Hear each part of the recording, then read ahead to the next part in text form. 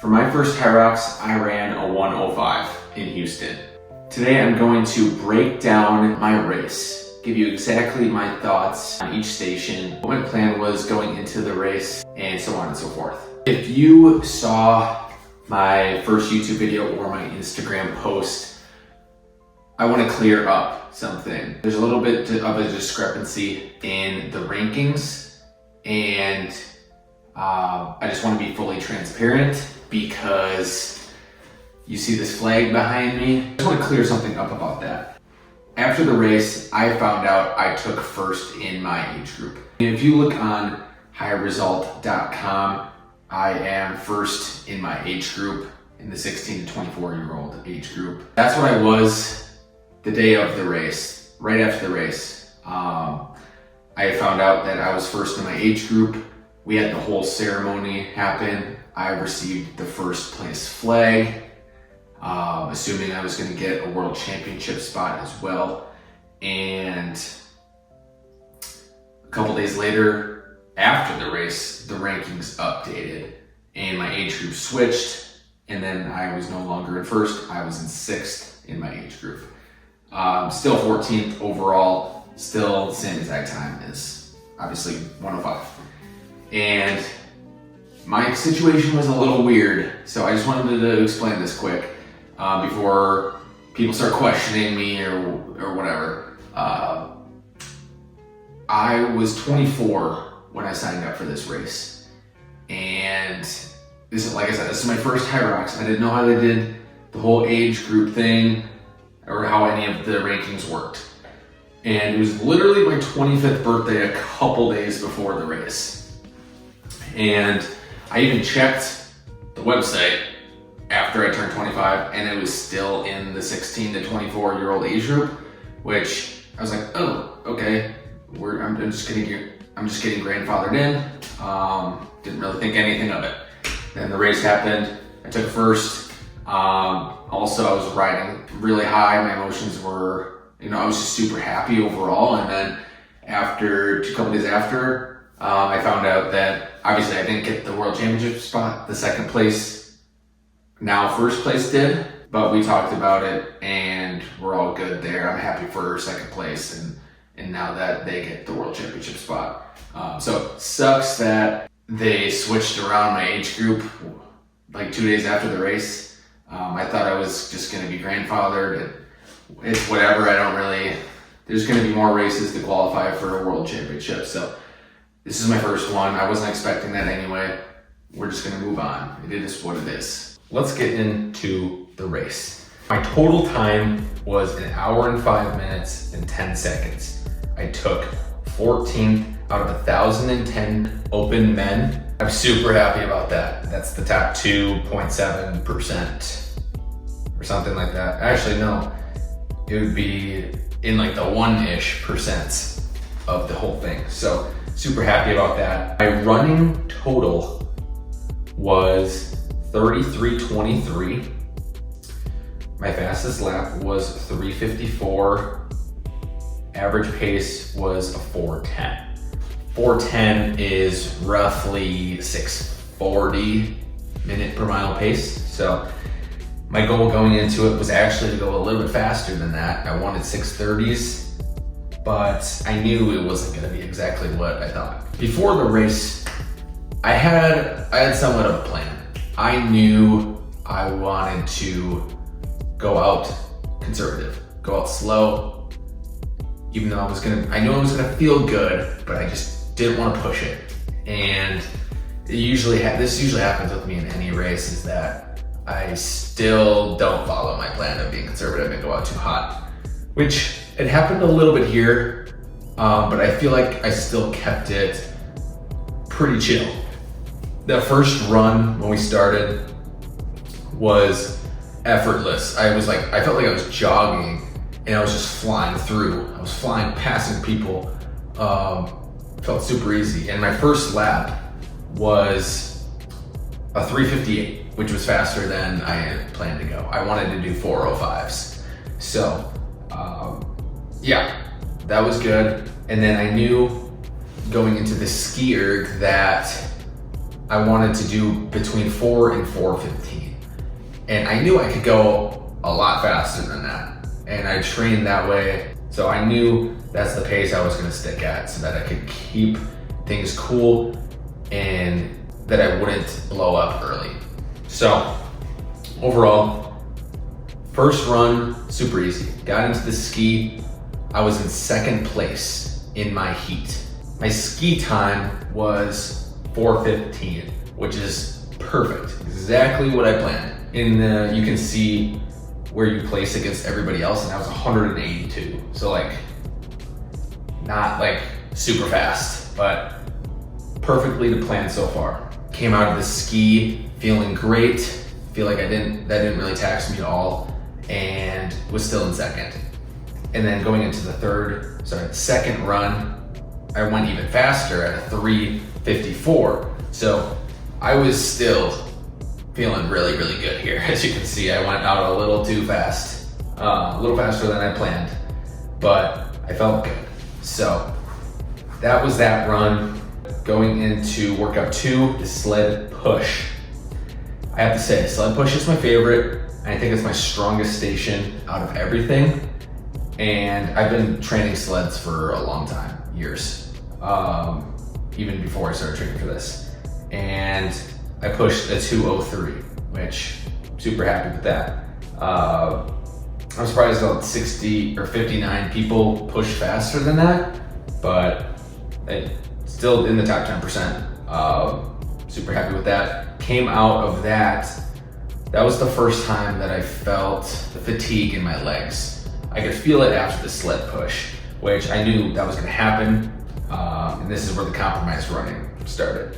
I would start a lap, and then halfway in the first lap, my legs would come back and I felt good. So it was compromise running, but only for a little bit. And then run 3 was a 4:03. So that's 4:03 was like pretty much to plan. That's what I wanted right there. So we're still a good pace here, still looking good, and still in first place. I came into sled push in first, left in first. And then after that, the third station is sled pull. I felt that I didn't go that fast in the moment, but I pulled a 3:37, which was 49th out of 1,000 people. So that was even better than the push. That's something that was tough to work on in the gym because I didn't have the right equipment. I had to rig up a rope to the sled, and it didn't work the best, but I still did get the work in. So I wasn't expecting to like blow this one away or do good. I just wanted to come out feeling good, and I did really good.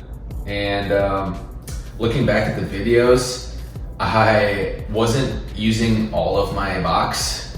I realized that I still had like 6 to 8 inches behind me that I could have taken another little step between each pull, which probably could have shaved off some time. But overall, I'm happy with that and still in first place here. Going into the fourth run, that was a 4:15. So I knew after sled pull, it was gonna be a little bit slower. So 4:15, I was like, that's fine.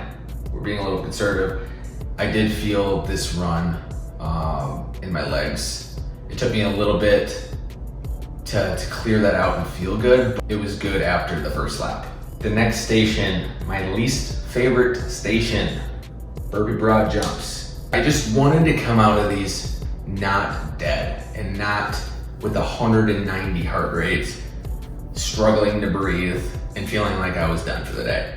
So I purposely paced this one pretty conservatively, and I did a 3:38, which ended up being 32nd place out of the whole group, which was also pretty dang good. Usually when I do burpees in the gym, I'll go out hot, and then by 10 meters in, I'm dead already. So I just purposely, I wanted to keep the same pace throughout the whole thing. And I really didn't like have any big breaks. I think I just kept it consistent throughout the whole thing. So I'm happy with that. Going into the next run. I knew that this was gonna be probably my worst run because it's the halfway point. Burpees are the worst station. They jack up your heart rate. They're hard to recover from. So 4:26, this was my slowest run of the day. And yes, I expected that.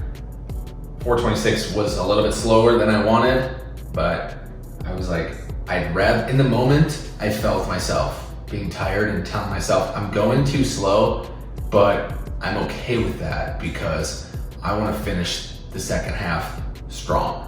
I do not want to just hold on for dear life. I've done that way too many times in road races. Going to the row, my plan here was to row between, just like the ski, a 4 and 4:15 and just recover. Catch my breath, get the heart rate back down. I was still in first throughout the whole race. 1,000-meter row, I did a 4:16, so a second slower than my plan, no biggie. I was 29th out of 1,010 people, which I didn't think that was that fast of a row time, but I recovered well. I recovered really well. I'll probably put in a video here, but the MC was following me around at each station because I was first in my heat. And that also was like an extra boost of confidence for each of these stations because I just kept pushing and I didn't want to let up at all. And having the MC there to hype me up to the whole state or to the whole arena was just crazy. That was an experience by itself that I'll never forget. I ended up finishing my 1,000 meters, leaving to get out of the rock zone, and I passed second place. I had basically a 4-minute lead at this point. Going into the next run 6, 4:18. Also a tad slower than I wanted, but that's okay. I knew at this point of the race, I was just kind of telling myself, just be cool and you're gonna be fine. Like I wasn't like dying or anything. I felt comfortable. It was like a controlled discomfort. I'll say it that way. I would say this is probably about the time that my heart rate did start to get pretty high. Throughout the first half of the race, I was averaging like in the 140s to 150s, which was really good. Like my effort was not that high. And then now it was in the 170s for the second half of this whole race. So this is where it kind of started taking it to the next level. Going into the next station, Farmer's Carry. I knew I was like not the best with these, and like my only goal with these was just to not drop the kettlebells. So that's exactly what I did. I did a 148 and didn't drop them once. Was I going fast? No. I was kind of just walking, but my goal was just to not stop. So mission successful, 148, that's not terrible. Next run, 4:13, getting back on track there. Going into station 7, 100 meters of sandbag lunges. These sucked. These are a lot worse than I thought, even though I did practice these a lot. It's 100 meters, but at the course, they had 2 50-meter lengths, so it's like a down and back. And that 50 meters, if you just look out, you're like, that's crazy. That's so far away. It's gonna take you so long to get there. But definitely mentally the toughest station, I would say. But yeah, 3:45. I would say that's average for me. I definitely have done them a lot faster. I don't think I took that many breaks, but I was trying to do like toe taps in between each rep. Sometimes I just had to go a little bit slower and take a little bit of rest. So overall, I was in the top 11%. So that's not bad at all. Then the last run 8, was a 4:20. So this is something that I'll definitely have to work on, is just more compromised running and sticking more with my plan, because I ended up running the second half of my runs were all slower than I wanted to go. But none of them were like crazy slow where like I really blew up. So that's good, but it's just something I'll just work on for next time. I was still clearly in first at this point, heading into the wall balls. The MC was there to to get me going. Besides the sandbag lunges, this was the toughest station. Just because like wall balls are so tough at the end of a workout that your diaphragm's a little bit collapsed, like you're really pushing. Your heart rate's spiking like crazy, and 100 is a lot of wall balls. That was a lot. So I ended up doing a 427, which I'll be honest, I wasn't super happy with that. In training, I've broken 4 a good amount of times, but I think this was just like, I put the full race together. I busted my ass the whole time. I just ended up breaking too many times.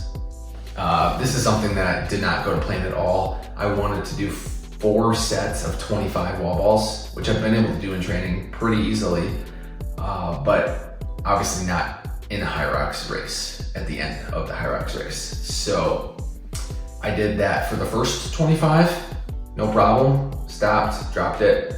I tried to give each rest 5 seconds maximum and then get back to it.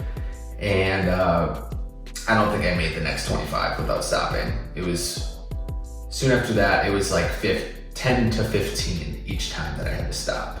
So I would say I had roughly 5 or 6 rests, I would say, of 5 seconds, which adds up to like 30 seconds. So that's like 30 seconds that I could easily improve on to break 4 minutes next time. The MC was there hyping me up, the head judge was hyping me up, so the whole crowd around the DJ, it was awesome. Looking back at the videos, I was like, dang, in the moment, I didn't really even like pay attention to any of it, but watching the videos back, it was just crazy. I didn't even realize all that was going on. I was just so in my head and just focused on getting to the end. I think I had like 3 or 4 no reps because I just didn't throw it high enough. And when those happened, that was, most of the time it was the rep before I broke because I was just getting fatigued. And so I really did like 104, but that's not that important. But yeah, finished strong. Just laid there on the stage for a while, but overall, I'm just super happy with an hour and 5 minutes. And I'll clip it right here, but in my last sim, I predicted this. If I'm doing this math correctly, I feel like I would be closer to 105, 106. Even though I didn't technically win first place in my age group, it was still an amazing experience. I got to meet so many cool people. A couple people came up to me before just to wish me good luck and talk to some people after, and it was awesome. So definitely a weekend I will never forget. Definitely gonna be doing another one. That is 100% for sure. I think this is something that plays to my strengths a lot, and it's just firing me up. Like this was awesome. I love training for it, even though it was the hardest thing I've ever trained for. It was the most rewarding. So definitely gonna be doing another one. When? I am not sure. Like I said, I did not qualify for Chicago. So I'm thinking right now, I'm gonna be waiting until the next time it's in Chicago, which is in November. But that's okay. We have plenty of time to build, and I already know what my next goal is gonna be, and it's gonna be to go sub 60, and I think I can do it. That's the next goal for the next time I do HYROX, but right now, we have a half marathon, which I'm going for a PR, and then we're going sub 3. So that's what's next on the docket. Thanks for watching. Thanks for following this whole HYROX prep. I'm really getting into sharing this content and sharing my journey with everyone. And I've been getting a lot of really positive feedback and great comments from people, and it makes me really happy. So yeah, I appreciate everybody. We'll see you in the next one. Let's go get another PR.